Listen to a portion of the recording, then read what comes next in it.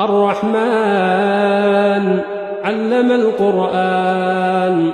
خلق الإنسان علمه البيان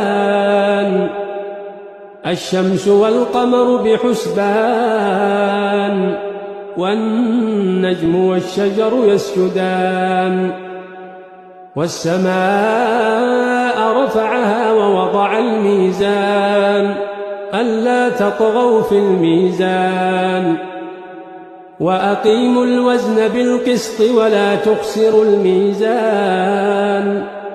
والأرض وضعها للأنام فيها فاكهة والنخل ذات الأكمام والحب ذو العصف والريحان فبأي آلاء